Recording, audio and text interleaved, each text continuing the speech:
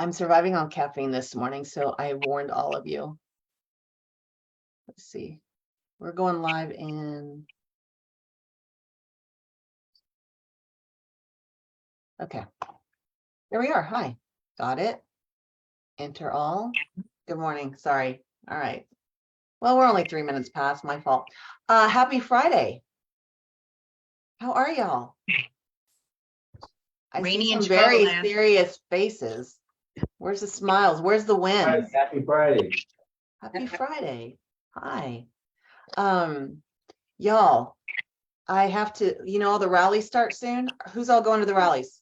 Regional rallies. Everybody raise your hand. Everybody raise your hand. There's 29 of them around the country. Anyway, they have me speaking in Detroit, Philadelphia, and Toronto. And I just looked at the weather. I am going to freeze. Okay, so I went really quick to the store yesterday. I was like, I gotta buy a coat. There's no warm coats in Texas. So you guys know Tommy Boy, fat guy in a little coat. Like that's how I'm gonna be. Yeah. Because I'm gonna be like 50 layers. Anyway, all right. Good morning. I'm excited about this conversation. Camera's on. We've got Ruth here from Chicago. Well, what am I complaining about? Like you live in the cold, but you choose to do that.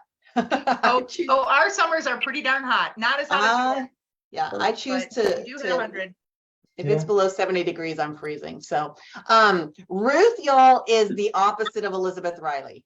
You want to talk about systems and processes and have your stuff together. She is amazing. I got to know her years ago. I think we were on an X camp or something, and you and Jill started geeking out over processes, right? Yeah. So she's super smart with that. And I think a lot of us have we've been talking about, okay, especially as we're going into the new year, the reality is we're in November, right? So as in the new year, we want to be really organized. We want to kind of figure out what we're doing. Y'all mute out if you can. Okay, I'm going to try and mute y'all out.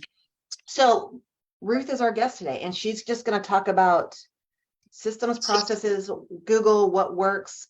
She's going to dumb it down for people like me, and then she'll be really in depth for other people on this call that are smarter than me. So Ruth, thank you for joining our Friday huddle. You're amazing. We are streaming this into the tribe group, y'all, so you can watch it later, but I'm going to give you I'm giving you capabilities, and I'm going to give you screen share if you need it, and it's all yours. All right. Thank you, Elizabeth. I hope I can live up to everyone's expectations after that phenomenal introduction.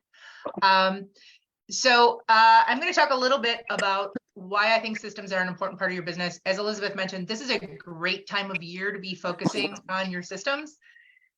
And also, unfortunately, for many of us, the market's a little slower than what we're used to. So that means that we can spend a little time getting ready for the next time that it's really busy. I don't use systems because I'm awesome at them. I use systems because I need them to survive. So Merriam-Webster defines a system as my cameras or my people are in front of what I'm reading. I'm trying to move the Zoom box. Shoot. Okay. It's an organized or established procedure, I think. Is it on my end? Am I blocking something? I don't think so. I think I got there we go. Okay. Okay, now I can make them small. Sorry about that. So first of all, why systems? Traffic is a great example of how systems work. And I talked to realtors in the past who said, well, I can't really make systems for my business because every transaction is different. Every client is different. And I always have to be adapting.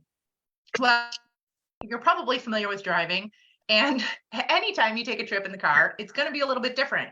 Sometimes, even if you drive the same route every day to drop your kids at school or to go to an office somewhere, you're going to run into a train some days. You're going to have a red light where there wasn't one yesterday. There's going to be an accident up ahead. There'll be a truck in front of you. The other day, I was behind a slow-moving farm vehicle that took up the entire road.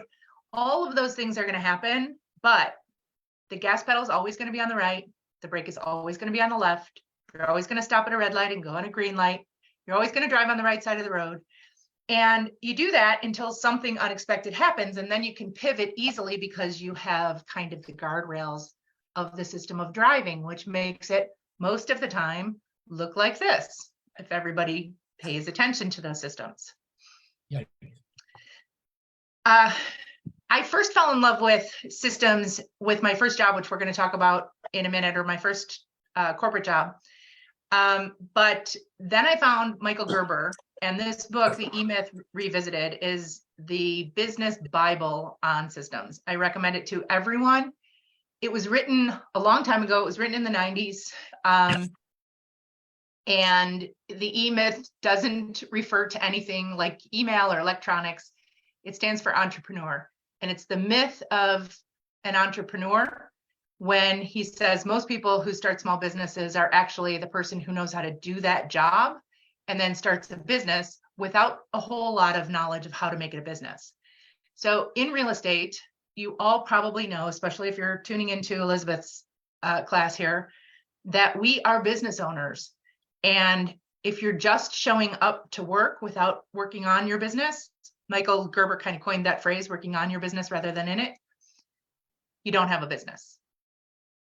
So he says a system is a set of things, actions, ideas, and information that interact with each other, and in doing so, alter other systems. Now, a system can be something super simple. Today, I'm wearing my uniform. I just got uniforms. I bought a bunch of the same shirt, and I had Tracy Kearns' daughter put EXP on it, and this is my uniform. And that means that every day, I don't have to decide what I'm going to wear to work. So systems take the thoughts out of your head and put them somewhere else. So all of these things just kind of happen automatically. Now, does that mean that I'm necessarily going to wear this every single day, that I'm going to wear it to every listing appointment or every event? No, but it's an easy choice when I don't feel a choice. Systems maximize profit. They save time. Systems are your leverage.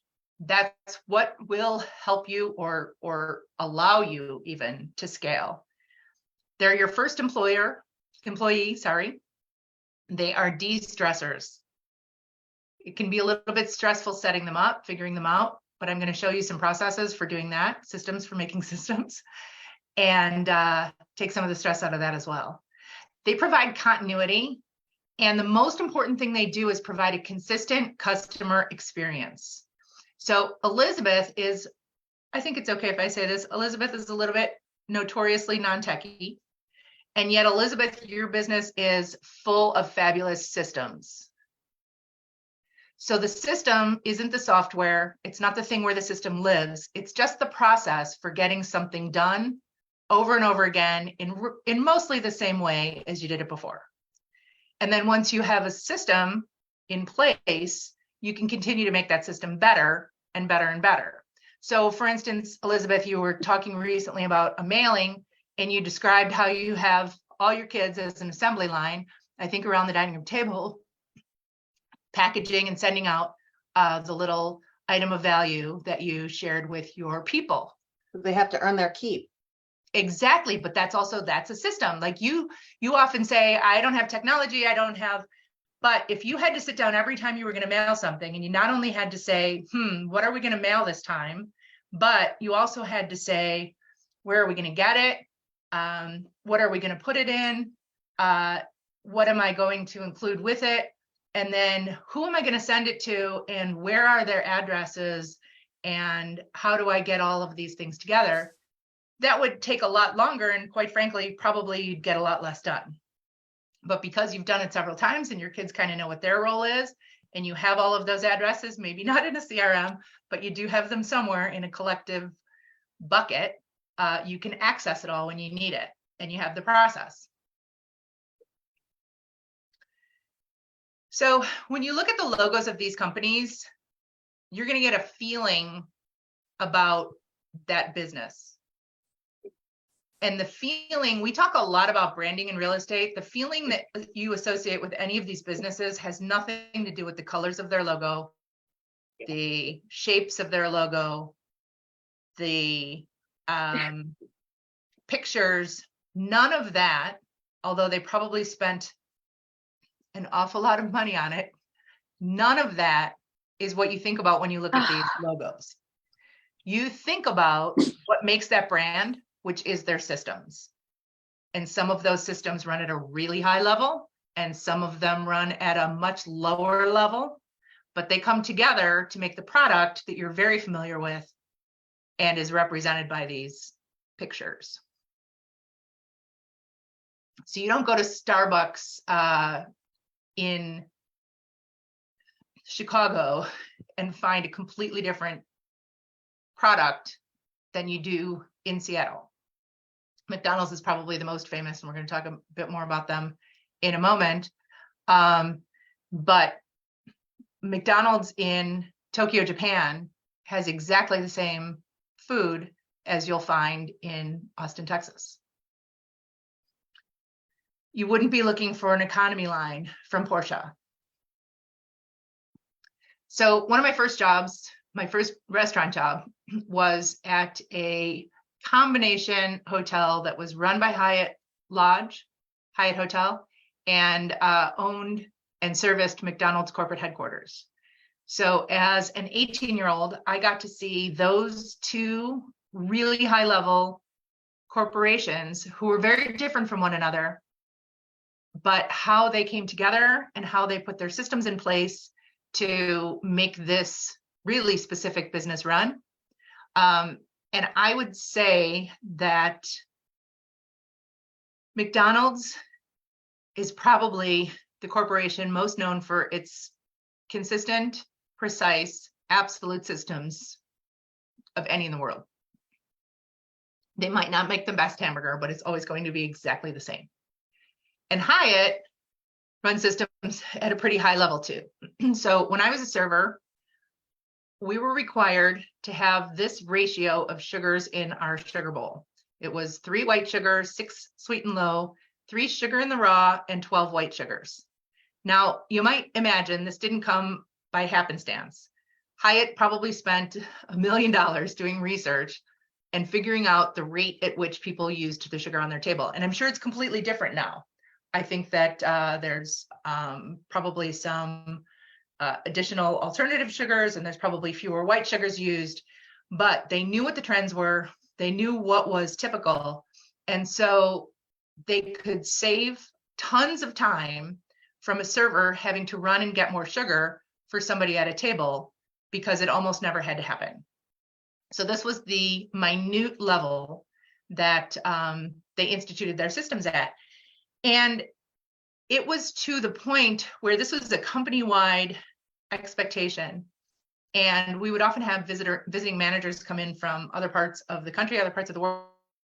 And if they wanted to judge how well the hotel was working, they would count the sugars on the table. I used to do it when I went to other Hyatts too. So this is your desk, Elizabeth. This is sometimes people have a system for piles on their desk, but it's a system that only they can work, only they know, and only they can ever make anything happen with. So if someone else comes into your desk, or you try to hire an assistant, or you partner with another realtor, they're not going to be able to do anything. You have to do everything yourself because you haven't put it into a package that someone else can understand. So I always say, I need to be able to get hit by a bus and my business keep running. If this is your system, and believe me, my desk looks like this often, has more in the past, but no one else can step in and help. So the system for creating systems is to create, make a list of the systems that you need. Then you need to document it, then refine it, duplicate it, delegate it, and then ultimately automate it. That's the ultimate goal. If you never get to automation, that's fine too. But once you do all the rest of this, it's often an option. And we automate some things, and other things we need to keep tight control of because of those variances we talked about earlier. So here's a couple of examples of our systems, and these have been built over years. So don't look at this and think that you're behind. I'm just showing this to everybody so you see kind of what you can get to. So this is our transaction process in a spreadsheet. We revisit this about once a year in total, but we're constantly changing as we find maybe we have a new form that comes out that needs to be filled out. Maybe we just find that something doesn't work. Maybe a vendor that we've been recommending is no longer in the business. So we make little changes all the time. Little changes are really easy to make. And when we find that something doesn't work in our business, we change the system. The cool thing too about systems is, as long as people are following the system, nobody ever gets in trouble, and nothing is ever anybody's fault. It's always the system's fault. So you know what to go back to and what to change. As long as everybody has good intentions, which I always assume that they do, there's very little friction in, there's no need for blame, even self-blame. So occasionally one of my assistants will say something didn't happen, and I'll say why, and she'll say I forgot, and I'll say, well, you can't forget. If it's in the system, we need to look back and figure out how that slipped through. We have most of our transaction emails kind of in the can, and some of those go out automatically. Some are manual based on what happens in a transaction. This is our buyer process. This is some of it. There's quite a bit more. And buyer emails. This is an example of one of our buyer emails. So this one says that the house has appraised at or above value. This is ready to go. It's not automatic because obviously every once in a great while, a house does not appraise and we have to send a different email. So this one gets sent manually, but it's a checkbox in the system. And 9 times out of 10, maybe 99 times out of 100, this is the email that gets sent. If the appraisal doesn't come in, that is something that needs to be typically addressed very specifically, so we don't send out a canned email for that occurrence. Ruth, really quick, I have a couple questions. Yeah. First of all, I know you've got some systems and some spreadsheets and things like that. Are you willing to share those afterwards that I can put in our group? Yeah, absolutely. Okay, that would be awesome. And I also have a spreadsheet that people can use to build their own. So perfect. I'll be Okay. sharing that. If you can share that, everybody on here, I'm going to put this into our private group so you'll be able to download it and access it and make it your own. So first of all, Ruth, thank you for that. Secondly, where are you housing all of this stuff? So like, I know that you have the email templates and things. Are you housing that all in Google Drive, or do you have another process you're using? So the spreadsheets are the backup of our system where we can see the entire thing at once. We use a CRM, and I do have a list of all the programs we use at the end too, and some alternative programs. We use Google at a pretty high level now. And so most of our stuff is in Google Drive, Google Gmail, etc. But we use Close for a CRM. Any CRM that you use will be able to do a lot of the things that we do. But if you're not doing it automatically, a spreadsheet will work just fine. And that can be a Google spreadsheet, it can be Excel, it can be whatever, Open Office or whatever that other one is. Perfect. Well, what's great is whatever they take, they can make it their own and then use whatever system's best for them, but it's at least a starting block, y'all. Exactly. Cool. All right, continue. Thanks. Yeah, so that's, sorry, that slide, it's not about the tech. It's about creating the system. If you create it on paper, that's a good start. So the first thing you want to do is make a list of all the things you do more than once. So if something is truly a one-off thing, you're probably not going to build a system around it. But most of what we do in real estate at least has elements that get done over and over and over again. If you need to think about those every single time you do them, you will absolutely have a failure at some point. You'll forget to send a very important email or document or get something signed. And in real estate, the stakes are really high. Mistakes can cost a lot of money. The next step is to document it. So as you go through your day, you can do this on paper, except then you need to know where that paper is. So if you're like me and you make a note on paper and then the paper goes in a pile, or it goes in your purse, or it might be in your car, or you're not really sure, then paper is not a good place for you to document your day. You'll want to do that maybe on the Notes app on your phone, a computer document, or hire an assistant. A lot of people hire an assistant and they wonder, what should my assistant be doing? This is the first thing your assistant should be doing, documenting every single thing that you do. We put this simple spreadsheet together so you can build your own systems in it. You can certainly use whatever is useful from mine. I have no problem with that. Obviously, everyone's got different forms and laws and processes and contracts, and everything's going to vary a little bit from state to state and market to market. A lot of the assigned to in my system is assigned to my assistants, and that's something that is a goal of mine, to work myself out of any jobs I can possibly delegate to someone else. But that takes a while. So if you're not there yet, that's okay too. I'm going to drop this. I'm going to try to, no, it's not going to let me. I'll drop it in the chat afterward.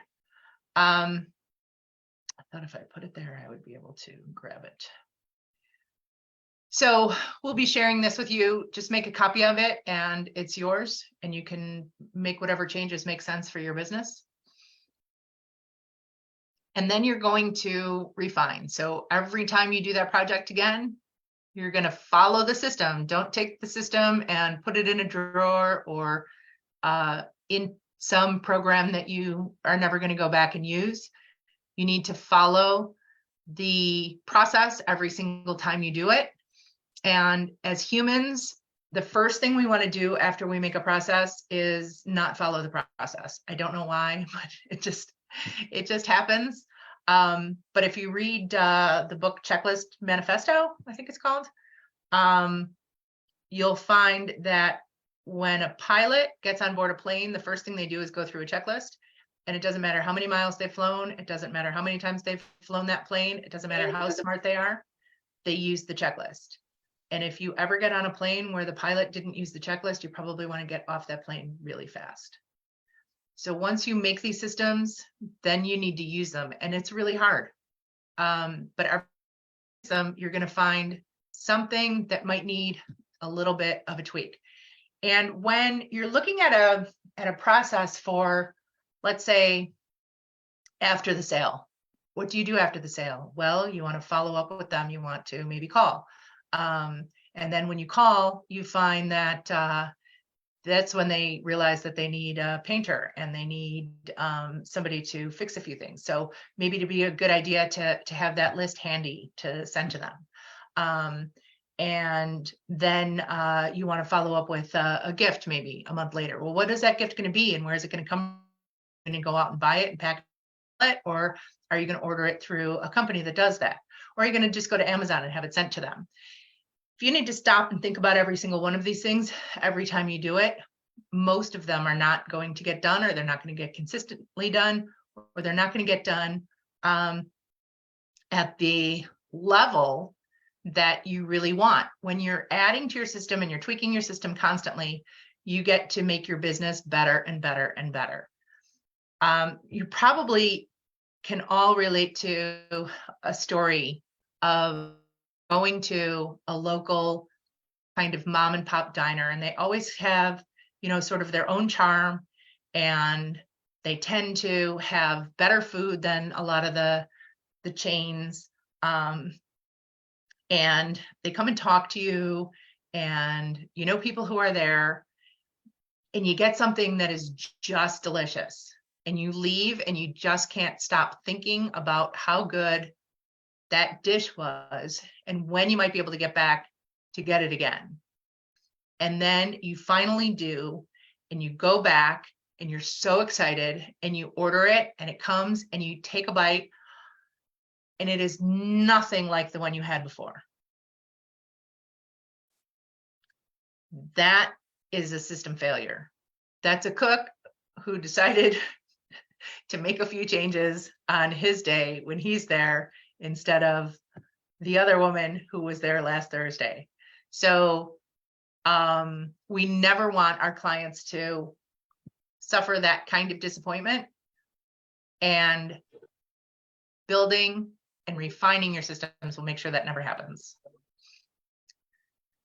So they are not just a set it and forget it tool. They're a living, evolving guide that can propel your business to new heights.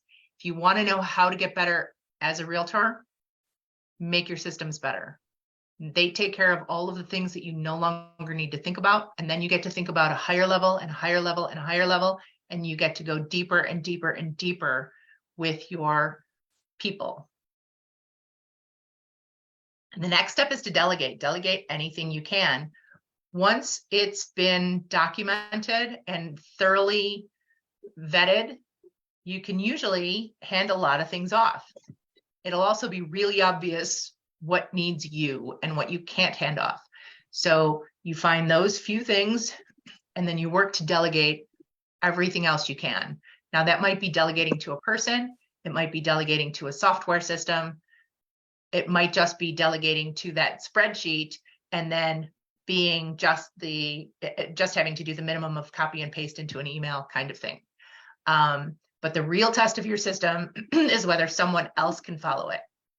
Once that happens, you actually have a business. So we use what we call action plans, or an AP for short. It's a sequence of steps that must be taken or activities that must be performed well for a strategy to succeed, or a list of tasks that you do to complete a simple project or objective. Same definition, just a couple of different ways of looking at it. This is an example of an AP. If you were going to make my coffee at my house, this is exactly how you would do it. Now, if you skip putting the coffee filter in the basket, you're going to have a mess. If you don't boil the water, you're not going to have coffee. You're going to have cold water with some coffee grounds in it. So if you don't follow these steps in this sequence, you won't have coffee at all, or you just won't have my kind of coffee that I drink every day. Now, there's lots of different ways to make coffee. Somebody else's AP on how to make coffee at their house would look totally different from mine. That's okay. It's not a matter of the method that you use. It's a matter of using the method. So this is what our Google Drive full of action plans looks like. And we usually use whatever the program is that we are using, if that's applicable. But Google Drive is super easy to search. So what we name them isn't as important as you might think. An AP might look something like this. This is how we add disclosures to the listing in the MLS. And it's got every single step included. So it's really important that there's no thought involved and there's no choices, because that slows you down, unless the choices are really important. And then you document what the 2 choices are or what the 3 choices are and where to go from there. And then the last step that we all hope to get to is automate. And this doesn't mean that you are not touching your business. This means that you're having coffee with your clients or lunch with your clients instead of pushing paperwork. So this is an example of one of our automations. When somebody says to us, however it comes to us, I'm thinking about buying a house. We say, great, fill this out real quick, and that will get you into our system, and it'll start the process, and we'll talk next steps. First of all, that tells me that they're actually seriously thinking about selling a house or buying a house. We have a seller questionnaire also. It tells me that they will spend 5 minutes of work, and so they might do some more work. When you have those people who are just casually wanting to get into other people's houses to see what their kitchen looks like, they don't fill this out. So it's our first level of vetting clients too. It looks kind of like this. You can check it out live. You can copy this too. This is a Google form, super easy. It's free. By the way, we use the paid version of Google, but it's like $5 a month, and that gets us access to a little bit better stuff. But you can also use the free version, and you can do most of these things. So they fill out the questionnaire, and then we get a notification in our email. It comes to both of my assistants and me. And so we get an email notification that says somebody filled out the home buyer questionnaire. It has all of their basic information in it. And then this is what happens. So the buyer fills out the questionnaire, the notification and the PDF are sent to the team. The buyer is added to the CRM. A series of tasks are created at that point. So one of my assistants creates a Google folder, puts that PDF in the Google folder, makes a new Google space to discuss the client, and the rest of this happens automatically. They get an automatic welcome email. That's really important because, you know, sometimes buyers work second shift and get home in the middle of the night and fill this out then. We don't want them to wait until someone gets around to processing it before they ever hear from us. So they get a welcome email right away. And that's something we've set up with our CRM. If they get pre-approval, if they have a pre-approval, no lender email is sent. If they say they don't have a pre-approval, we introduce them to our lender. We then schedule the consultation. Paperwork is prepared. Consultation is conducted. Paperwork gets sent for signatures. They sign it. Then they get a welcome to the team email. We also send them brownies. We set up a home search on the MLS and start scheduling showings. James Clear said, last time I did this, I was quoting Kyle Whistle, who was quoting James Clear. You don't rise to the level of your goals, you fall to the level of your systems. And systems run the business and people run the systems. These are the programs that we use. And Elizabeth, I can like clip this and send you this too. Yeah, everything you want to send me, this is amazing. It's like overload for me, but yes, this is perfect because I'm getting texts in the chat, and also I'm getting private chats. I'm like, yes, we're gonna make sure you guys are all and everybody feel free to workplace chat me. If I leave anything out or you have any questions, or call me, whatever, I'm here to help. So just we use Mailbox Power for our mailings. They also have gifts that you can send, and you can personalize gifts and send. We use Trello for organizing projects. Close is a CRM we use. We use Google Workspace. That's what they now call their collective suite of programs, and that includes Drive, Docs, Sheets, Gmail. Spaces we have just started using, and it's amazing for communication among the team. Google Forms. Spaces, like I've never heard of Google Spaces. Spaces, I can show you when we're done here. But it is in Gmail. Okay. And we ignored it for a long time. I think we didn't really know what it was. But there's a chat, and then there's also Spaces. And so you can set up Spaces as conversations and add any team members that need to be in a conversation about something. And then it works like Slack, but it's free and it's part of your Google Gmail. Got it. I don't know if it's part of the free Gmail or if it's only part of the $5 a month one, but if it is $5 a month, get it. It's been amazing. And That's then you don't have to go to another program. Yeah. Somebody's asking in the chat, why do you use Close and Google Sheets as duplicates? No, Close is a CRM. Google Sheets is spreadsheets. So Close is a database. Okay. Yeah. Okay. So you're using Close. All of us have KV Core. Just remember that, y'all. I mean, you don't have to pay it for the best CRM to use is the one that you're using. So it could be Close, it could be KV Core, it can be Follow Up Boss, it can be any of those. So just keep that in mind. All right. Yeah, continue, sorry. and we find when we put, like, if we load all our emails into our CRM, they're kind of in different places, and so you can lose track a little bit. So maybe this is what they meant. We have a Google Sheet that has all of our system in one place that we can view it all. And if we want to make changes, we're usually looking there first. That's kind of the backup. And then we put it into the CRM. So Got it. in the CRM, it's hard to see it all at once. Got it. Cool. Okay. And we use Google Forms. We use Zapier to connect those programs, and then we use Canva for everything we need. Cool. Canva for. Okay. And I can, is everybody in Workplace who's on this call?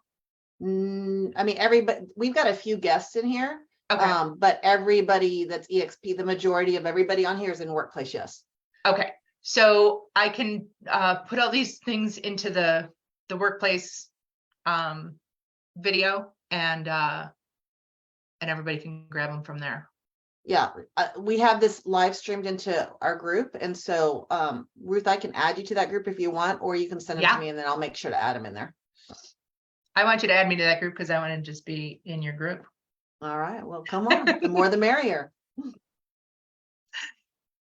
All right. So are there other questions? Should I look in chat? Yeah, let's open up for questions. Do you have more to share? Or, I mean, because I'm getting a lot of, okay, cool. Well, I don't want to say this is it. This is amazing. To see how organized you are is pretty awesome. But I also love that you shared, it's really not about what you're doing. It's about what people are setting up that works for them, right? Because I always say success looks different for all of us. And I have systems, they don't look like this. They're not spreadsheets, things like that. But there is a process I follow with my clients. There's a process I follow with my follow-up and things like that. So why don't we open it up for questions? We've still got and I also time. think, Elizabeth, a lot of people get stuck on what they think a system is or it's supposed to be. Yeah.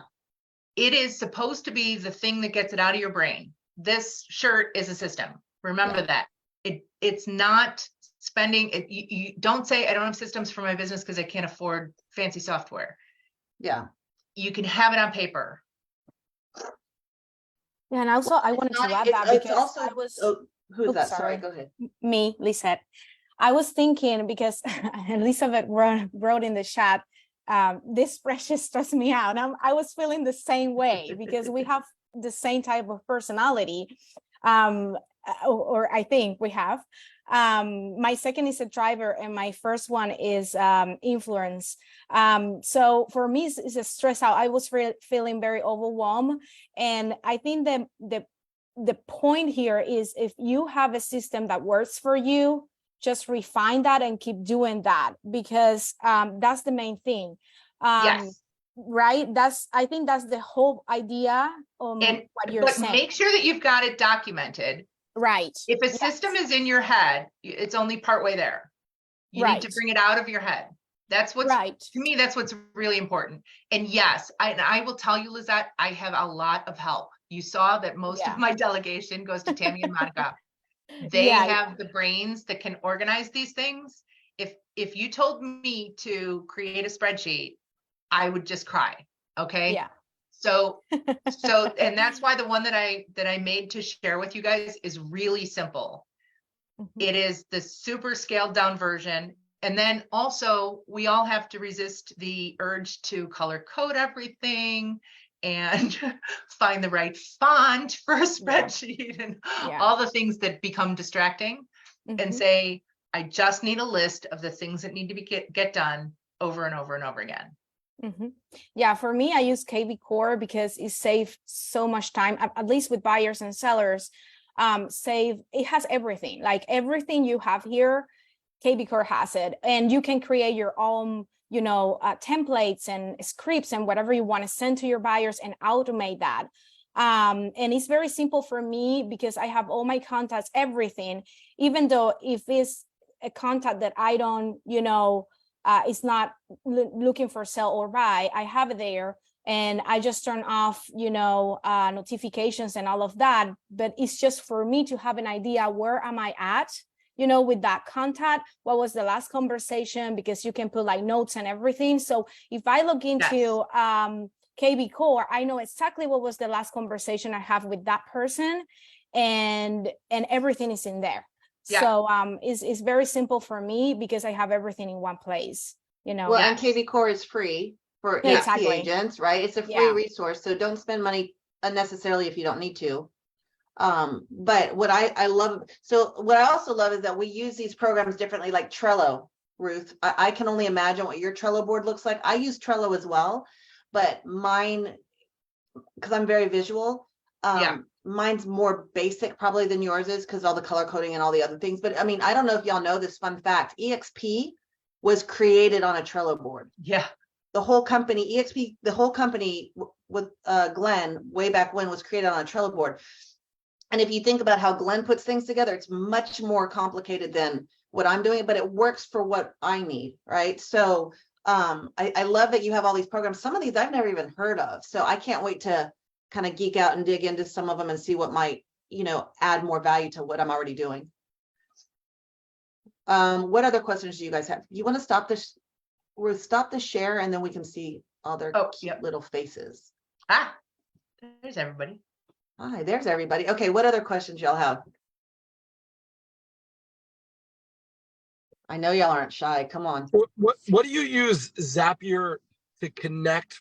Which programs connect through Zapier and how? So when somebody fills out that buyer questionnaire, for instance, we have a Zap that puts them into our CRM that assigns them to the agent that they're assigned to, and that starts the beginner buyer email campaign. Oh, I didn't even know what that was. I thought it was So a social Zapier is a media. program that connects other programs and makes them do things. Who else so is it's- using there's- Zapier on here? Anybody? What's that? I'm asking who else uses Zapier on here? I use Nope. Zapier. Marcus, you do? Of course you do. Marcus is my systems brilliant guy. Okay, that's interesting. Maybe I know Gogo use it. Yeah, in GoGo her- uses, okay. yeah. Maybe we'll have a training on Zapier because that's pretty awesome. That saves a lot of time. Exactly. Yeah, and you need to know, you know, what your whole vision is before you bring Zapier in, but then it'll say, if I get an email that says this, do this. So a lot of the planning is up front, Ruth, where you're getting everything out of your head and you're Right. kind of figuring out who needs to do what. How many assistants do you have? 2? I have 2. They're both part-time. Okay. Are they But, VAs or are I they do like need a lot of help. US? I'm not gonna lie. They're local. But VAs, you could train VAs to do this, no problem. A lot of it, yeah. And Okay. but you need to be clear on what your processes are. I think that I find oftentimes that agents want to plug into another system, or they want to take something and revise it. And then when it doesn't work, they give up. My advice is to build each one from scratch. Look at the examples, but make your own, because otherwise you're just constantly fighting with something that doesn't work because it worked for someone else. Well, I always say comparison kills joy, right? Yes. It's easy to get caught up and go, oh my gosh, I'm not doing enough. But then you just have to step back and figure out. I mean, for me, I have to dumb it down. Like, okay, I'm going to make sure I touch my database at least once a month, direct mail. Like that's still a system, Yeah. right? Because I know what I'm Absolutely. doing. I'm going to touch my database once a month and reach out with a text. Okay, you guys know I'm not going to call them, but a text or a call and just check in and say, hi, how are you? Let's go grab coffee or something. Even if they don't respond, even if they're not available, it's still a touch, right? Yes. So like that's what I do. I've got touches each month that I do, and that's a system. Although it's not as pretty and organized on this spreadsheets, it's still a system. So just don't compare yourself to what somebody else is doing that's, you know, a few steps ahead of you. Yes. And when you bring in other people and you want to share your systems, that's when it needs to get a little more specific, because that's where you're communicating how you do it, right? So if you are a solo agent and you have no intention to move beyond that, then your systems don't need to be as pretty or specific, I think is the best word for it, because you can follow it, but just make sure you do. Everyone. But I should have think right now is a service. great time. If everybody's slow, the market's a little bit slower, like use your time wisely. Let's do time management in a different way where, okay, take things one at a time going, I have some time today. Let's get this system up and running so that when the spring market hits again, or when we start getting busy again, we're not being reactive and we can be proactive. Absolutely. Right. So we've all got a lot of extra time right now. I mean, across the market, it's slower than it's been. So just use that time wisely. And then you're going to be, hitting the ground running in January instead of going, oh my, because nobody knows what's going to happen in the spring, right? Instead of going, oh my gosh, I should have done this when I had the time to do it. So that's what we're gonna start working on a little bit more is our systems and our processes and just streamlining it and cleaning it up and improving on what we're already doing. And look at the things that either overwhelm you or get, out of your control quickly. If you have one transaction, you can probably handle juggling everything. If you have two, does that stress you out? Where do you get stressed out? What about when you have three going on at one time? Where are the points that are the most difficult for you to navigate on the spur of the moment? Is it inspection process? Well, then start with that. Put that down on paper. What are the steps? How does it go? What needs to be communicated to the client? What would be better if it was communicated to the client before you even had the inspection? We did a lot of that. So one of the things we do in Illinois, we need to have permission to disclose the existence of other offers. Well, obviously we've been in a market for a while where there's always other offers, right? So unless I have a seller's permission, I can't tell any agents that. And when you get that first call, do you have any offers? And you don't have permission, and you don't want to call your seller and say, do I have permission to disclose multiple offers? Because what if you don't get multiple offers? What if this is the day that the market stops, right? So all of that was really, really stressful. So we just moved that up. When we sign the listing paperwork, we send an email that says, do I have your permission to use my discretion to disclose multiple offers? Long before it ever happens, long before it'll ever be an issue. When an agent calls, I know we have permission because we always have permission. Awesome. That's a great idea. Just addressing the objection or addressing the challenge before it becomes an objection or a challenge, right? Right. So Mark has put in here in the chats for y'all that are following the chat, the Zapier information. He said there's a free version of Zapier. There's a starter version at $29 a month, and then there's a professional at $73.50 per month. So thank you for putting that in there, Marcus, and you guys can check that out and see if it works for you. I'm going to look into it as well. What other questions, since while we have Ruth on here? We have a few more minutes. There's also a team option in Zapier, as well as a company and enterprise. So there are additional plans, but those are the three I think would appeal more to agents. Yeah.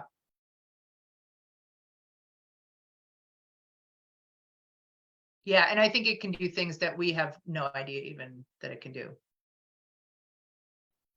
I'll let Do somebody you have else your research client? that. Do you have your client gifts through that website automated as well, or is that just on your to-do list? Which one? On you when you send clients little gifts and brownies and whatever. So we Is that automated? haven't automated that. It is possible through that through Mailbox Power. We don't do it because ours doesn't happen on that regular of a basis. So you could send somebody something on their house anniversary or their birthday, or we do personal birthday cards. So there's sometimes when we've made choices to do something manually, because for whatever reason, we just find it works better for us.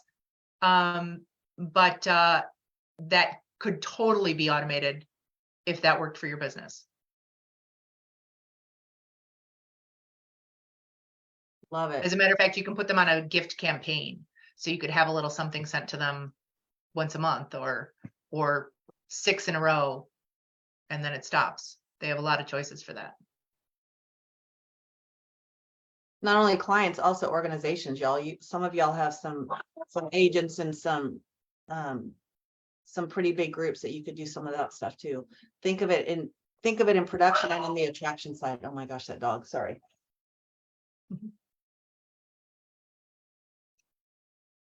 Y'all are super quiet this morning. What else? Yeah. We've got a few more minutes. I know, Ruth, I'm sorry. Maybe you just have everybody so stunned and overwhelmed going, oh my gosh, I'm way behind the 8 ball. I hope it was not overwhelming. I hope you see that it starts with simple, and that it is really what's going to take the overwhelm out of your business.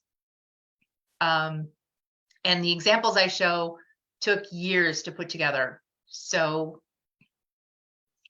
don't expect that that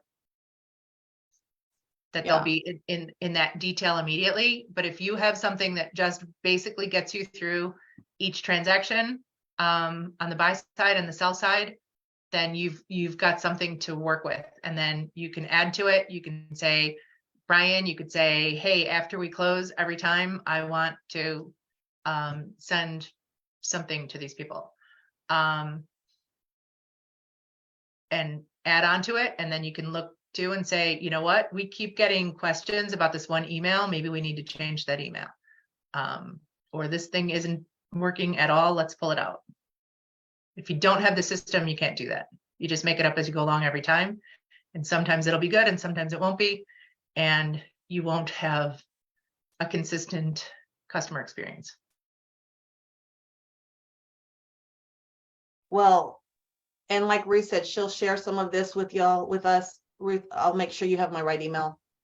We'll put it in there, and then make it your own, right? Just kind of get ideas, and it's a starting block. Sometimes I get stuck not knowing where to start. So this kind of will help you figure out the direction you want to go. But I mean, that's what the beauty of is this with this company is like, we're all open books. We all share things. And it's like, okay, our businesses are different, but we can learn from each and every person here and take information and make it our own. So Ruth, thank you Yeah. for being open to sharing that.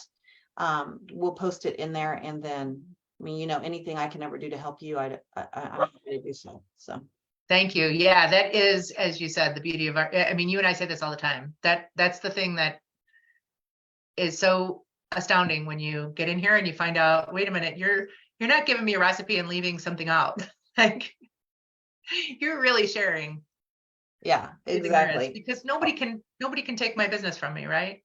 So Well, even in my own market, I give everybody my stuff in my own market because Yeah. we all have different business. And you know what? If I'm up against a listing with Brian Copeland, so be it. I mean, it hasn't happened yet. I mean, I'll beat him, just so y'all know, in Austin, but I'm Hey, but you you know know, what I mean, there's enough business to go I around. We all agree. I our have own. friends who are agents in my market, and as long as they get hired, I'm happy. It's just don't hire the jerk. That's the only thing I care about. If you hire a good agent, I'm happy for everybody. Yeah. So Brian, I'm messing with you. Brian would actually beat me all day But long. your systems are way better than mine, which is why I'm on this call. So. Well, thanks. However I can help, I'm happy to help. Well, Ruth, we appreciate you so much. Thank you very, very, very much for spending your hour with us this morning, and just your time and your talent. It's always a big deal when people are willing to share and open up. So we appreciate you greatly. And then, like I said, guys, I put it in the group. There's all the regional rallies around the country. Go to one. They're all over by y'all. There's no reason to miss. There's one in Houston. There's not one in Houston. There's one in Dallas. There's one in San Antonio. They've got icons flying in from different parts of the country, so that there's not the icons in that same market. So you're going to be learning from people all over the place. So if you don't have that link, they're starting November 1st through November 10th. And so each one is on a different day. If you guys don't have that link, just send me a message or workplace chat, and I'll make sure you guys have it. I mean, I know, like Maria, how far is Raleigh from Charlotte? 3 hours? 3 hours. Like, Maria's driving 3 hours to Charlotte. They know how valuable this content is. So there's one in Atlanta coming up. They're all over. Scott, I think there's one probably I'll be close in in Milwaukee. Connecticut. You'll be in Milwaukee. Mhm. I am going to 3 places I've never been to before, y'all.